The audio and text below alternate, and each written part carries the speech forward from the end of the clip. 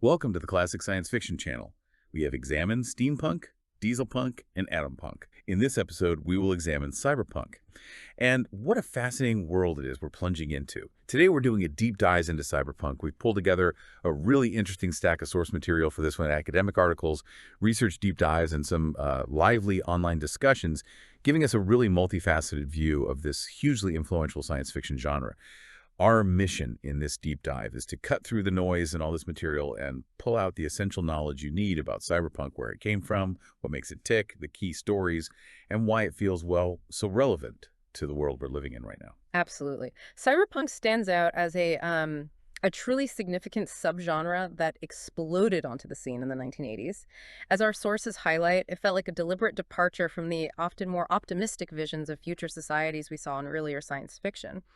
This material gives us a fantastic lens to explore its evolution, its core ideas, and, its undeniable cultural footprint. Okay, so when you think cyberpunk, there's that one phrase that immediately comes to mind, the core identity of the genre revealed in the sources. What is that fundamental idea? It's the motto, high-tech, low-life. This is the central tension the sources keep coming back to.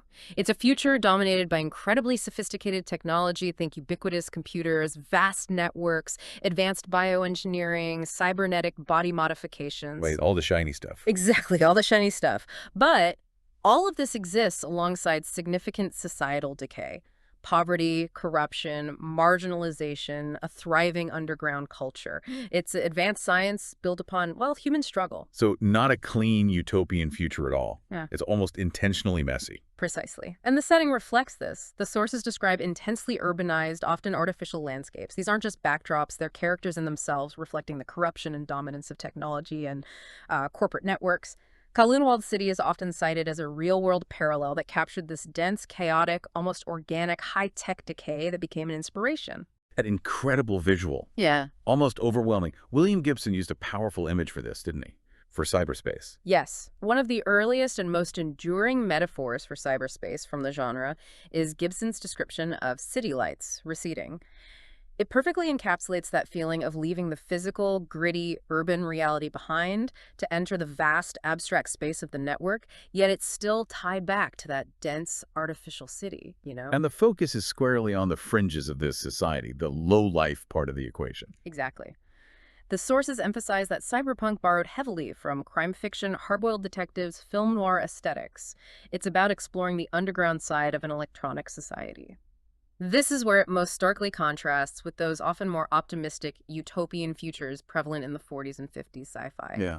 One of the sources even mentions Gibson's story, The Gernsback Continuum, which playfully critiques that earlier, more earnest utopian vision. Kind of pokes fun at it. So it really flipped the script on what a future could look like. It wasn't just about rockets and gleaming cities anymore. It absolutely did. And that extends to the protagonists. They aren't typical heroes.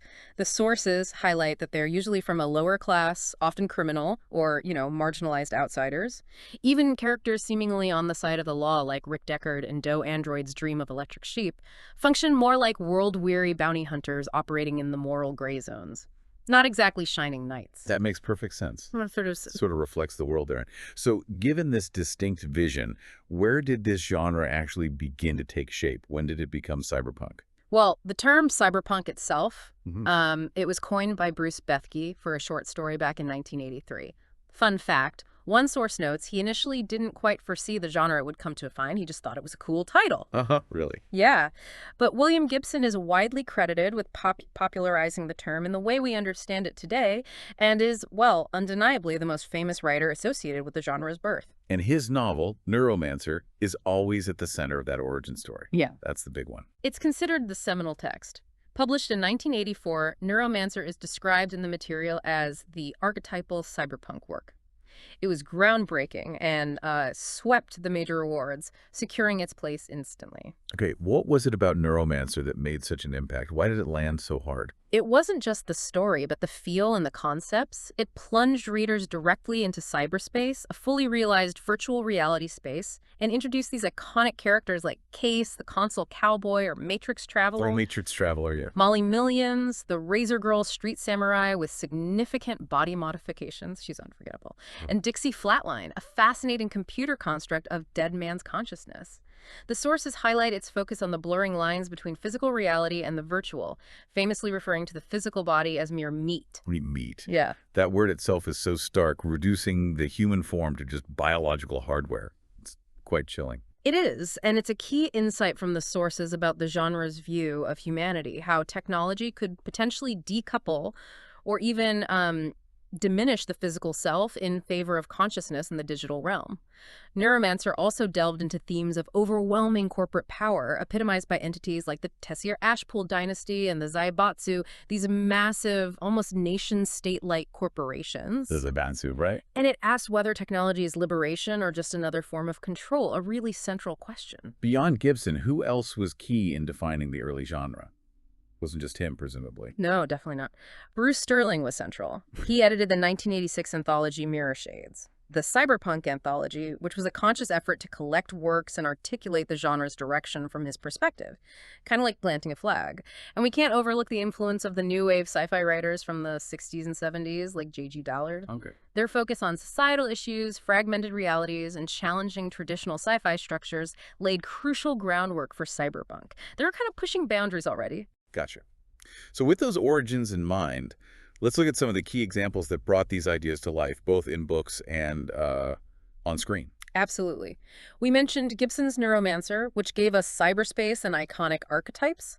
Another major literary work is Neil Stephenson's Snow Crash from 1992.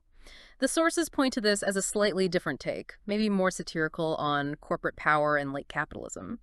It introduced the concept of the metaverse, a vast, persistent virtual world. The metaverse, which is obviously a huge topic now. Exactly. And it gave us memorable characters like Hero Protagonist and YT, just great names. The Snow Crash felt like a wild ride, even making fun of things while exploring serious ideas. It had a different energy. That's a good way to put it. It pushes ideas like corporate control and technology's impact to a satirical extreme, almost, suggesting technology and capitalism dissolve any possibility of a fixed reality.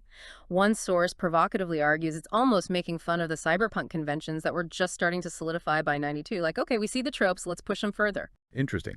What about Bruce Sterling's own writing? You mentioned him as an editor. Sterling's Matrix from 1985 is crucial for exploring post-human evolution. It dives into humanity diverging down distinct paths, like the biological shapers versus the mechanically augmented mechanists.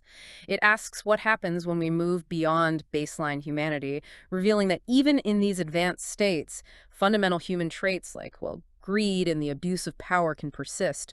We don't just evolve past our flaws.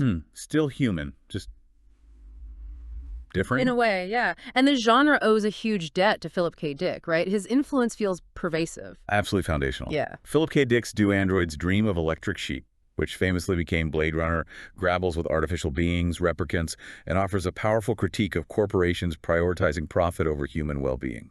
Dick's signature use of unreliable narrators, constantly questioning reality. That's a theme Cyberpunk embraces wholeheartedly. What's real? Can you trust what you see? Bringing things a bit more current, Richard K. Morgan's Altered Carbon is often cited. That made a splash. Yes, Altered Carbon built on these ideas, exploring concepts of sleeves, interchangeable bodies, and stacks digital consciousness that can be transferred. It uses characters like Takeshi Kovacs to explore themes of immortality for the wealthy, the Meths, they call them. Right, the Methuselahs. Yeah, and corporate control reaching into the most personal aspects of life, and protagonists who are definitely not white knights, they're often deeply compromised. Okay, let's shift gears slightly. Moving from the page to the screen, Blade Runner is where many people got their first visual taste of cyberpunk. It looms so large. Exactly. The 1982 film Blade Runner, based on Dick's novel, wasn't a massive hit initially, interestingly enough. Really? I didn't know that. Yeah, it found its audience later. But it quickly became a cult classic and the visual blueprint for the genre. Its dystopian, rain-soaked Los Angeles setting, a specific look and feel. It influenced almost everything that came after it, including The Matrix. It's centered on the idea of hunting down artificial humans trying to pass for real, these replicants. And we saw that continued in the sequel Blade Runner 2049 much later. And speaking of The Matrix, you can't talk cyberpunk film without it. Oh, absolutely. The Matrix trilogy, starting in 1999, is a prime example of cyberpunk elements reaching a huge mainstream audience questioning reality, vast digital spaces, corporate control, hacking, body enhancement. It's all there.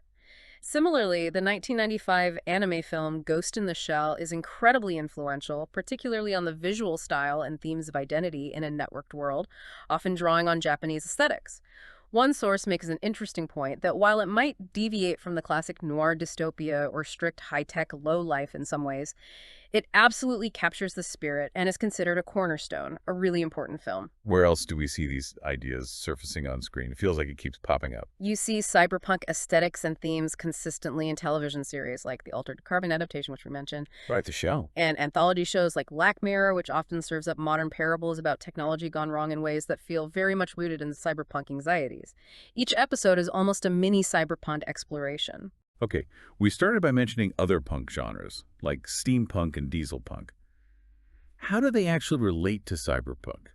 Is it just the name? That's a great point the sources touch on, and there's a bit of debate, actually. While they share the punk suffix, one source contends that steampunk and dieselpunk have no real thematic connection to cyberpunk. Interesting. Despite often being grouped when discussing emerging sci-fi genres, they see it more as a naming convention than a deep link. Okay, so the name is a bit of a red herring for the connection, maybe. According to that viewpoint, yes. They explore different technological eras and anxieties. Dieselpunk, for example, reflects the industrialization and mid-20th century, often tied to war and efficiency, with a distinct Art Deco style in its deco-punk subcategory. You see it in things like Sky Captain and the World of Tomorrow, or the game Bioshock 1, that kind of vibe. Gotcha. Art Deco, war machines. Right, and steampunk, focusing on Victorian steam-powered technology, is generally framed as more optimistic about technology compared to dieselpunk's grittier themes. Think brass goggles and airships. Right, more whimsical sometimes. Yeah. Are there any related genres that do build more directly on cyberpunk themes then?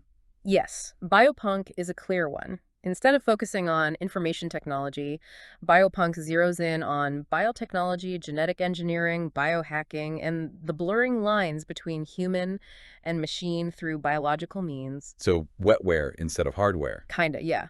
Margaret Atwood's novel Oryx and Crake is a notable example that presents a chilling dystopian future born from unchecked genetic manipulation.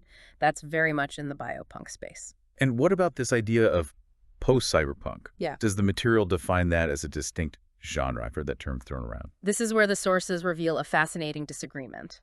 It gets a bit contentious. One perspective is that post-cyberpunk might feature protagonists who are more integrated into their technological world, perhaps embracing it rather than rebelling in the traditional punk sense. Maybe they work within the system more. Okay, so less low life, more adapted life. Perhaps. However, other sources strongly push back, arguing that post-cyberpunk doesn't exist or that the term is nonsense. Strong words. Why the contention? What's the counter-argument?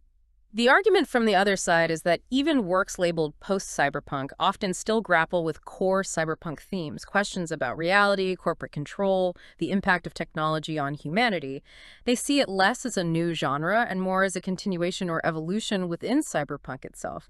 So whether post-cyberpunk is a real thing or just a label is quite debated in the material we looked at. It's not settled. It's interesting how the genre debates itself, evolves, and argues about its own boundaries. Now let's pivot to something that feels incredibly relevant right now. The sources bring up this compelling question. Are we in fact already living in a cyberpunk era? This is where the deep dive really connects to the present day, and yeah, it's a big question in the sources. The material presents arguments on both sides. Some sources argue emphatically yes. They point to the undeniable rise of corporate power, superseding governmental control in many areas, pervasive surveillance, technological advancements that blur the lines between real and artificial. Think digital personalities, cloning, cryogenics, augmented people, and the rapid acceleration of AI. All stuff that feels ripped from the pages sometimes. The corporate aspect seems particularly resonant, Yeah, like the Zybotsu we talked about earlier. absolutely. One source highlights how corporations can effectively remove individuals from online spaces, impacting speech in ways governments often cannot, viewing this as a significant shift towards a future where corporate authority is paramount, just as cyberpunk envisioned. Your online life controlled by a company. So we have the dystopian aspects down, maybe. The control, the inequality. Some sources feel we do. Others push back, saying, not quite or not yet. They argue we might have the dystopian elements, the inequality, the corporate dominance, but we often lack the distinctive aesthetic that defined classic cyberpunk. The look. Yeah, the widespread neon, the wild street fashion, the futuristic vehicles being accessible, they suggest that cool tech and style are often reserved for the elite, or that what we're experiencing is simply a capitalist dystopia, which isn't unique to cyberpunk's specific vision. It's just bleak capitalism without the cool raincoats. Right. It's the specific blend that defines it, the high-tech and the low-life aesthetic. Right. But one powerful argument presented is that a key moment might have been the launch of the iPhone in 2007. The iPhone. How so? This is seen as the catalyst for widespread human-technological symbiosis, where we started offloading mental tasks to devices, giving up privacy for digital convenience, directly fueling the growth of today's tech giants, that constant connection, that reliance. That really does tie back to the fictional futures, the interface becoming part of us. It does. The sources draw direct parallels between today's reality and elements in Snow Crash, like pervasive corporate control and digital toll roads, or Neuromancer's themes of information manipulation and the societal discarding of the less fortunate. The future in the flesh, as one source puts it, it feels very present. Beyond books and movies, how else has cyberpunk seeped into our culture? Its influence seems wider than just stories. Oh, its influence is everywhere. In fashion, techwear, and cyberpunk-inspired styles have become mainstream. You see the influence in specific cuts, materials, and accessories, those jackets, the pants. Techwear, yeah. Very functional, often dark. Exactly. In music, genres like vaporwave and synthwave directly draw from cyberpunk. Vaporwave is often seen as a melancholic, even dystopian critique of capitalism through samples and aesthetics, fitting neatly with cyberpunk themes. While synthwave captures more of the retro-futuristic vibe and sonic textures, that 80s synth sound reimagined, there's a broader cyber sound mentioned as influencing music in general. And the visual influence is huge, beyond just film sets. Absolutely. The aesthetic has inspired real-world architecture, like parts of Berlin's Sony Center being described as cyberpunk. The chaotic density of Kowloon-walled city was a visual touchstone, as we mentioned, and artists like Mobius Jean Giraud were instrumental in shaping the visual language of the genre before it even fully formed. His comics had that feel. We absolutely have to mention the game Cyberpunk 2077 here. That brought the term back into the mainstream in a big way. Of course. Cyberpunk 2077, based on the classic tabletop RPG, had a record-breaking launch on platforms like Steam. Huge deal. The sources note that the game, set in the iconic Night City, borrows so heavily from Gibson's Neuromancer and the aesthetics of Blade Runner and Frank Miller's Ronin that playing it can actually deepen your understanding of the literary origins. It's like an interactive museum of cyberpunk tropes. Interesting. So playing the game might help you get Neuromancer better. Some sources suggest that, yeah. And its massive popularity undeniably fueled that conversation about whether we're living in a cyberpunk era right now. It made it very tangible for millions of people. Okay, let's delve into maybe the most profound theme the sources explore. How cyberpunk grapples with the very definition of human. This feels central. This is perhaps the deepest dive the genre takes. It's constantly questioning what it means to be human when technology allows us to modify, enhance, or even potentially transfer consciousness. This ties directly into concepts like transhumanism, using technology to overcome biological limitations, enhancing our physical or cognitive capacities, and posthumanism, which considers moving beyond the current definition of human entirely, evolving into something new. Leaving human behind, potentially. And the authors explore different possibilities for this merging. It's not all one view. No, definitely not. The sources highlight this range. Some cyberpunk stories portray technology leading to humanity's obsolescence or discarding, the meat becoming irrelevant, while others see it as the next step in evolution. You see this in the characters we discussed. Molly, with her intense body mods, Case physically merging with the Matrix, Dixie Flatline existing solely as a digital construct, or Aang in Snow Crash as a mechanically enhanced organism, part dog, part machine. Right, all pushing the boundaries. Yeah, and the ambiguity is key. These changes can grant new freedoms or abilities, but they often come with costs, like loss of empathy, memory, or connection to physical reality. There's always a trade-off. In some cinematic works, the sources even suggest a mind-body-machine trio becomes the fundamental unit of existence. Like, that's the new baseline. It redefines the individual at a basic level. And this theme, while science fiction, connects powerfully back to you, the listener, and the world we live in. Why do science fiction, and cyberpunk in particular, constantly return to our physical bodies and the impact of technology on them? Because it grounds the abstract. It makes us confront anxieties about real-world issues. Like what? Well, healthcare crises, the physical effects of climate change, medical inequality issues where technology mediated by powerful corporations is increasingly interacting with our very physical selves. Who gets the upgrades? Who gets left behind? That's a really potent connection. Oh. Okay, we've taken a significant journey today, from unpacking the core, high-tech, low-life idea, exploring the genre's rebellious origins, highlighting iconic works, and wrestling with the idea that this fictional future might be closer than we think. We've seen how the sources reveal cyberpunk not just as a collection of stories, but as a powerful lens that emerged to critique the trajectory of technology and society from the 1980s onwards. It gave us incredible visuals, unforgettable characters, and posed fundamental questions about identity and control that still resonate very strongly. It feels like cyberpunk isn't just describing a possible future anymore. It's giving us a vocabulary to understand our complicated present. Precisely. And if cyberpunk thrives on that tension between cutting-edge technology and societal decay, and if it pushes us to question what it means to be human in a world increasingly defined by tech and dominated by powerful systems, what does it say about our current moment that so many sources and discussions are asking if we're already living in that reality? And if we are, how does that original punk element, the counterculture, the rebellion against the system manifest when the lines between the system and reality itself seem so incredibly blurred? That's the provocative question the genre leaves us with, even today. Where's the punk now?